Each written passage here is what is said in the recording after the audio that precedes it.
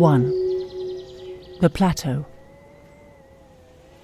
Summer on the high plateau can be delectable as honey. It can also be a roaring scourge. To those who love the place, both are good, since both are part of its essential nature. And it is to know its essential nature that I am seeking here. To know, that is, with the knowledge that is a process of living. This is not done easily, nor in an hour. It is a tale too slow for the impatience of our age, not of immediate enough import for its desperate problems. Yet it has its own rare value. It is, for one thing, a corrective of glib assessment. One never quite knows the mountain, nor oneself in relation to it. However often I walk on them, these hills hold astonishment for me. There is no getting accustomed to them. The Cairngorm Mountains are a mass of granite thrust up through the schists and gneiss that form the lower surrounding hills, planed down by the ice cap, and split, shattered, and scooped by frost, glaciers, and the strength of running water. Their physiognomy is in the geography books. So many square miles of area, so many lochs, so many summits of over 4,000 feet. But this is a pallid simulacrum of their reality, which, like every reality that matters ultimately to human beings, is a reality of the mind. I have had to be persuaded I was not seeing further even than that. I could have sworn I saw a shape, distinct and blue, very clear and small, further off than any hill the chart recorded. The chart was against me, my companions were against me, I never saw it again. On a day like that, height goes to one's head. Perhaps it was the lost Atlantis focused for a moment out of time. The streams that fall over the edges of the plateau are clear. Arn, indeed, has become a byword for clarity. Gazing into its depths, one loses all sense of time, like the monk in the old story who listened to the blackbird. Waterhole, yerin so clear, 'twould beguile a man o' 100 year. Its waters are white, of a clearness so absolute that there's no image for them. Naked birches in April, lighted after heavy rain by the sun, might suggest their brilliance. Yet this is too sensational. The whiteness of these waters is simple. They are elemental transparency. Like roundness or silence, their quality is natural, but is found so seldom in its absolute state that when we do so find it, we are astonished. The young Dee, as it flows out of the Garcorre and joins the water from the Larrig pools, has the same astounding transparency. Water so clear cannot be imagined, but must be seen. One must go back and back again to look at it, for in the interval, memory refuses to recreate its brightness. This is one of the reasons why the high plateau where these streams begin, the streams themselves, their cataracts and rocky beds, the corries, the whole wild enchantment, like a work of art, is perpetually new when one returns to it. The mind cannot carry away all that it has to give, nor does it always believe possible what it has carried away. So, back one climbs to the sources. Here the life of the rivers begins. Dee and Arn, the Derry, the Benny, and the Altdrui. In these pure and terrible streams, the rain, cloud, and snow of the high Cairngorms are drained away. They rise from the granite, sun themselves a little on the unsheltered plateau, and drop through air to their valleys. Or they cut their way out under wreaths of snow, escaping in a tumult. Or hang in tangles of ice on the rock faces. One cannot know the rivers till one has seen them at their sources. But this journey to the sources is not to be undertaken lightly. One walks among elementals, and elementals are not governable.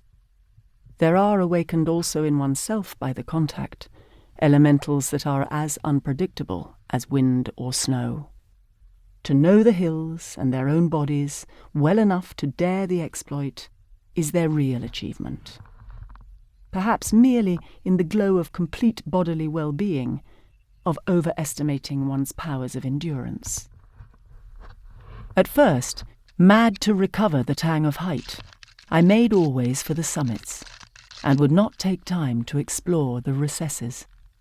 But late one September, I went on Breariach with a man who knew the hill better than I did then, and he took me aside into Corra and Lochen. One could not have asked a fitter day for the first vision of this rare loch. Having scrambled up the bed of the latter, not, as I knew later, the simple way, but my companion was a rabid naturalist who had business with every leaf, stalk and root in the rocky bed, one expects to be near the corrie, but no, it's still a long way off. And on one toils, into the hill. Black scatter of rock, pieces large as a house, pieces edged like a grater. A tough bit of going. And there at last is the loch, held tight back against the precipice. This changing of focus in the eye, moving the eye itself when looking at things that do not move, deepens one's sense of outer reality. Then static things may be caught in the very act of becoming. By so simple a matter, too, as altering the position of one's head, a different kind of world may be made to appear. Lay the head down, or, better still, face away from what you look at and bend with straddled legs till you see your world upside down. How new it has become! From the close-by sprigs of heather to the most distant fold of the land, each detail stands erect in its own validity. In no other way have I seen of my own unaided sight that the earth is round. As I watch, it arches its back, and each layer of landscape bristles, though bristles is a word of too much commotion for it. Details are no longer part of a grouping in a picture of which I am the focal point. The focal point is everywhere. Nothing has reference to me, the looker. This is how the earth must see itself. So I looked slowly across the Corriloch and began to understand that haste can do nothing with these hills. I knew when I had looked for a long time that I had hardly begun to see. So with Loch Arn. My first encounter was sharp and astringent, and has crystallized forever for me some innermost inaccessibility. Eye and foot acquire in rough walking a coordination that makes one distinctly aware of where the next step is to fall, even while watching sky and land. This watching, it's true, is of a general nature only. For attentive observation, the body must be still. But in a general way, in country that is rough but not difficult, one sees where one is and where one's going at the same time. I proved this sharply to myself one hot June day in Glencoich, when bounding down a slope of long heather towards the stream. With hardly a slackening of pace, I detected and foot avoided a coiled adder on which the next spring would have landed me. Detected and avoided also his mate at full length in the line of my side spring, and I pulled up a short way past to consider with amused surprise the speed and sureness of my own feet.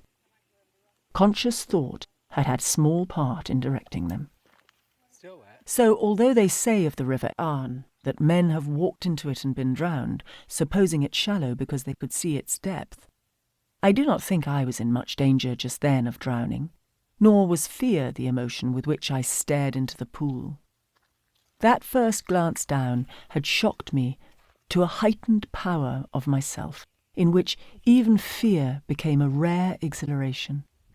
Not that it ceased to be fear, but fear itself, so impersonal, so keenly apprehended, enlarged rather than constricted the spirit. The inaccessibility of this loch is part of its power. Silence belongs to it. If jeeps find it out, or a funicular railway disfigures it, part of its meaning will be gone. The good of the greatest number is not here relevant.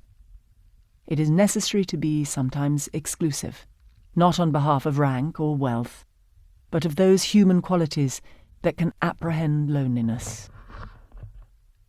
The presence of another person does not detract from, but enhances the silence, if the other is the right sort of hill companion. The perfect hill companion is the one whose identity is for the time being merged in that of the mountains, as you feel your own to be. Then such speech as arises is part of a common life and cannot be alien.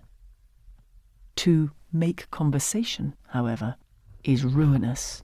To speak may be superfluous. I have it from a gaunt elderly man, a lang tangle or a chiel, with high cheekbones and hollow cheeks, product of a hill farm, though himself a civil servant, that when he goes on the hill with chatterers, he could see them to an ill place.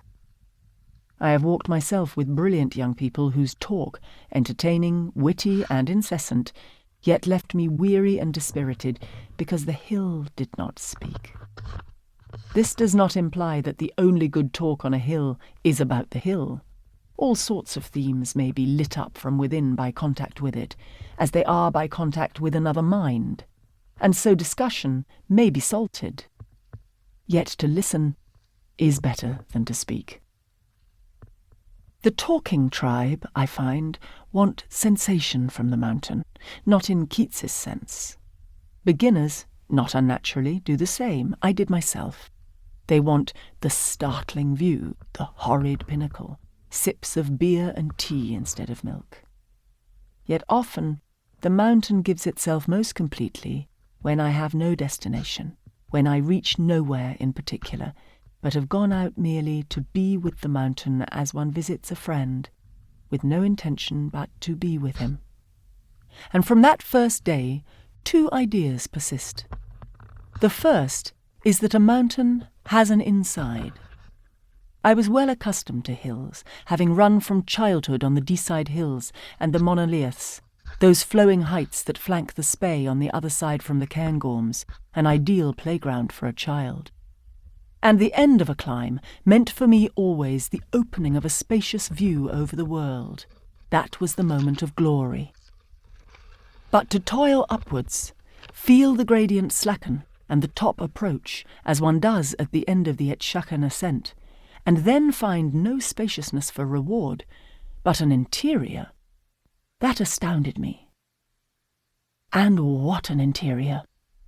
The boulder-strewn plain, the silent shining loch, the black overhang of its precipice, the drop to Loch Arn, and the soaring barricade of Cairngorm beyond, and on every side, except where we had entered, towering mountain walls.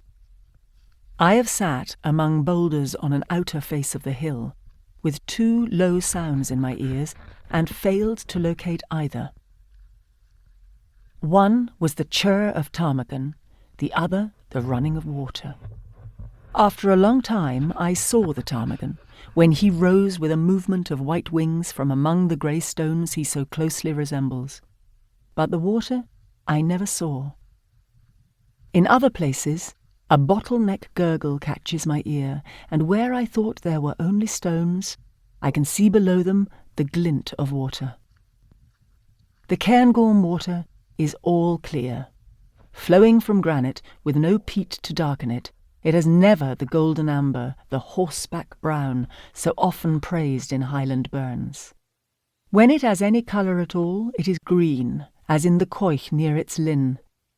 It is a green like the green of winter skies, but lucent, clear like aquamarines, without the vivid brilliance of glacier water. I only know that man can't live without it. No, it must be a natural awakening. My eyes were closed, and now they are open, nothing more than that. And 10 yards away from me, a red deer is feeding in the dawn light. He moves without a sound. The world is entirely still. I too am still. Or am I? Did I move? He lifts his head, his nostrils twitch. We look at each other. Why did I let him meet my eyes? He's off. But not for far. He checks in his flight and eyes me again. This time I do not look at him. After a while he drops his head, reassured, and goes on feeding. Sometimes I have floated up from sleep at dawn and seen a roe and sunk back into sleep again before my conscious mind had registered the thing. The glimpse remains a vision, wholly true, although I could not swear to it in court. When I wake for good that morning, I have forgotten it. Later in the day, the thought teases at the edges of my brain. But did I dream that roe? And because I can't be sure, it haunts me for a long time. Or the paling below my sleeping place may be alive with finches. I have counted 20 of them when I opened my eyes. Or tits, turning themselves about in the engaging way these morsels have. Of all the tit family, the one who does this to perfection is the rarest of them, the tiny crested tit, whom I have seen more than once showing himself about, now back, now front, now side, keeping each pose for a moment before flirting to a new one on a higher or a lower twig, a finished mannequin. At other times, the ear awakens first, snipe a drumming. Then I sit up in the bag and search the sky to see the lovely downward swoop. Sometimes it is still too dark, even in a Scots midsummer, to see the pattern of movement. Only the zooming fall hangs on the ear. Out of sleep, too, I have heard the roaring of stags. But these are no longer outdoor nights. The nights then are cold and dark, and the roaring is fearsome as it comes from the hills that are usually so silent. The silence may be broken by another roaring. When the snows melt, cataracts sound in my ears all night, pouring through my sleep. And after many days of rain, I have waked to hear the burns come down in spate, with a duller and more persistent roar than that of the stags, but in its own way as fearsome. Having disciplined mind and body to quiescence, I must discipline them also to activity. The senses must be used. For the ear, the most vital thing that can be listened to here is silence. To bend the ear to silence is to discover how seldom it is there. Always something moves. When the air is quite still, there is always running water. And up here, that is a sound one can hardly lose, though on many stony parts of the plateau one is above the watercourses. But now and then comes an hour when the silence is all but absolute, and listening to it, one slips out of time. Such a silence is not a mere negation of sound. It is like a new element, and if water is still sounding with a low, far-off murmur, it is no more than the last edge of an element we are leaving, as the last edge of land hangs on the mariner's horizon. Such moments come in mist, or snow, or a summer night when it is too cool for the clouds of insects to be abroad, or a September dawn. In September dawns, I hardly breathe. I am an image in a ball of glass. The world is suspended there, and I in it. Once, on a night of such clear silence, long past midnight, lying awake outside the tent, my eyes on the plateau where an afterwash of light was lingering, I heard in the stillness a soft and almost imperceptible thud.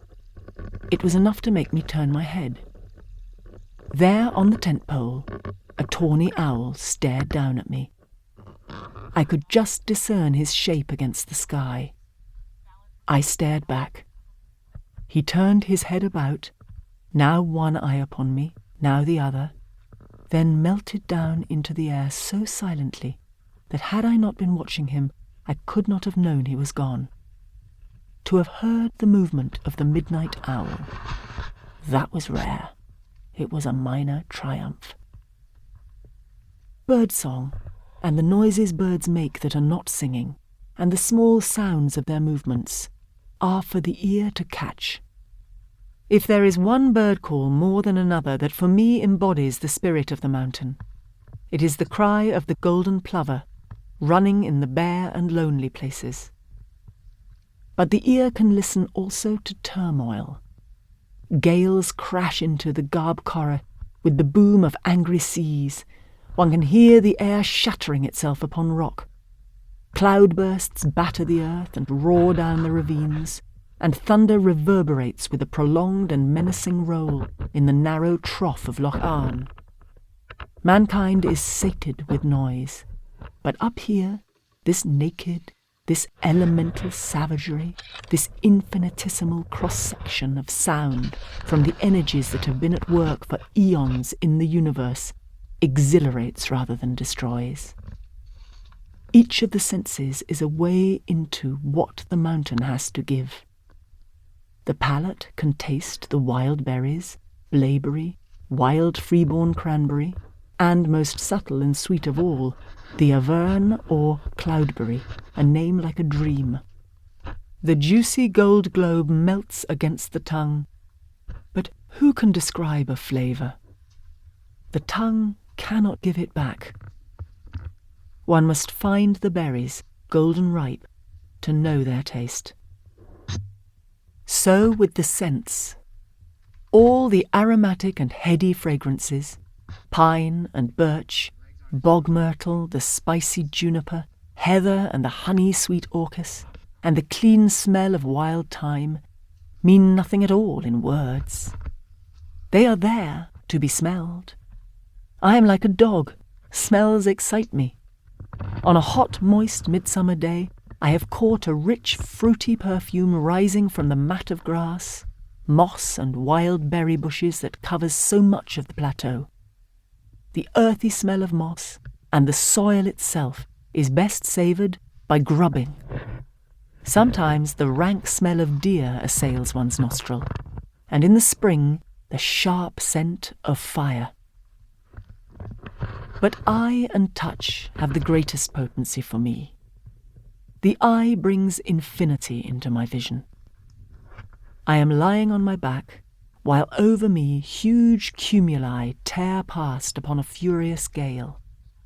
But beyond them, very far away, in a remote pure sky, there float pale, exquisite striations of cloud that can hardly be detected.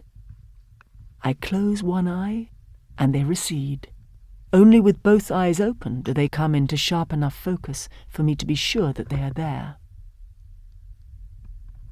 So now I know that the mountain makes its own wind, for these pale striae float almost motionless, while still the gale above my head drives the monstrous cumuli on. It is the eye that discovers the mystery of light, not only the moon and the stars and the vast splendours of the aurora, but the endless changes the earth itself undergoes under changing lights. And that, again, I perceive, is the mountain's own doing, for its own atmosphere alters the light. Now scaur and gully take on a gloss, now they shimmer, now they are stark, like a painting without perspective, in which objects are depicted all on one plane and of the same size. They fill the canvas, and there is neither foreground nor background. Now there are sky-blue curves on the water as it slides over stones. Now an impenetrable tarry blackness, slightly silvered like tar. Walking thus, hour after hour, the senses keyed, one walks the flesh transparent. But no metaphor, transparent, or light as air, is adequate. The body is not made negligible, but paramount. Flesh is not annihilated, but fulfilled. One is not bodiless, but essential body. It is therefore when the body is keyed to its highest potential and controlled to a profound harmony, deepening into something that resembles trance, that I discover most nearly what it is to be. I have walked out of the body and into the mountain. I am a manifestation of its total life, as is the starry saxifrage or the white-winged ptarmigan. So I have found what I set out to find. I set out on my journey in pure love. It began in childhood, when the stormy violet of a gully on the back of Scorandoo, at which I used to gaze from a shoulder of the monoliths, haunted my dreams. That gully, with its floating, its almost tangible ultramarine, thurled me for life to the mountain. Climbing Cairngorms was then for me a legendary task, which heroes, not men, accomplished. Certainly not children. It was still legendary on the October day, blue, cold and brilliant after heavy snow, when I climbed Craig Dhu above Loch an Elan, alone and expectant. I climbed like a child stealing apples, with a fearful look behind. The Cairngorms were forbidden country. This was the nearest I had come to them. I was delectably excited. But how near to them I was coming I could not guess, as I toiled up the last slope and came out above Glen Enich.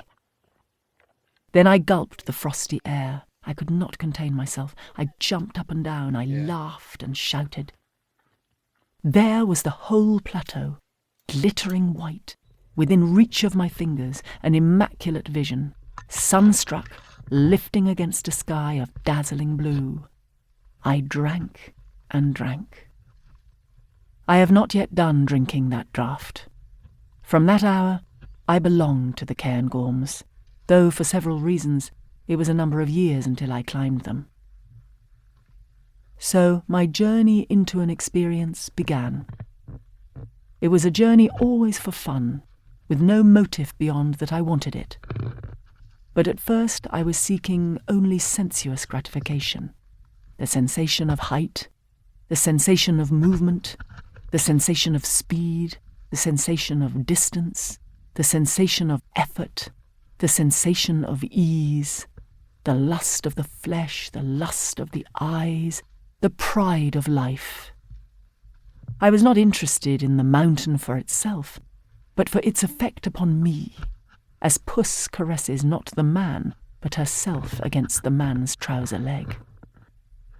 But as I grew older and less self-sufficient, I began to discover the mountain in itself.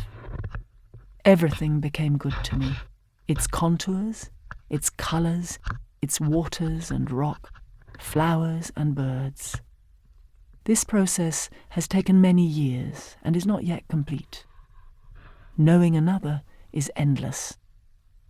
And I have discovered that man's experience of them enlarges rock, flower and bird.